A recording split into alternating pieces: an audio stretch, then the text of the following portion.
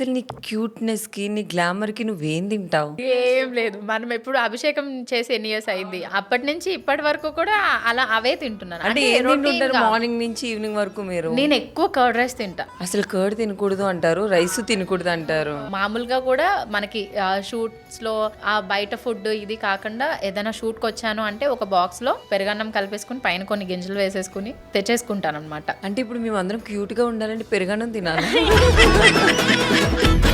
నేను రెగ్యులర్ గా చేసేది పెరుగన్నం. అది కాకుండా ఏంటంటే 6 లోపే నా డిన్నర్ అనేది ఫినిష్ చేస్తాను. 6-7 తర్వాత ఏం తినను. ఎవ్రీడే ఇప్పటికీ కూడా? ఇప్పటికీ కూడా ఏంటి అని అంటే ఇంకా అయాన్ష్ పుట్టిన తర్వాత నుంచి బాగా అలవాటు చేసుకుంది. షూట్స్ అవి ఉన్నాయి అని అంటే కొంచెం 9:30-10 అవుతుంది. అట్లీస్ట్ 11 వరకు అయినా పడుకోవాలి అని అనుకుంటాం. ఇప్పుడు లేదు అని అంటే కనుక ఒక 8:30-9కి పడుకుంటాం. 8:30 నైట్‌కి స్లీపా? మార్నింగ్ 6 లోపు ఫుడ్డా?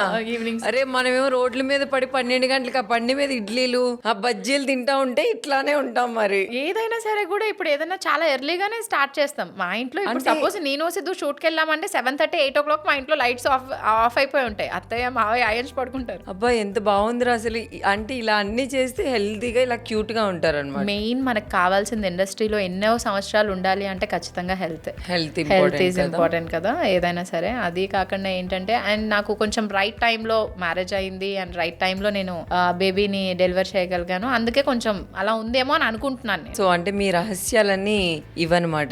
టైంకి తినాలి, టైంకి పడుకోవాలి. ఇన్ కేస్ ఏమైనా గొడవలు అయినా దాని గురించి ఎక్కువ స్ట్రెస్ తీసుకుని డిప్రెషన్లోకి వెళ్ళిపోయి అదేమి ఉండకూడదు.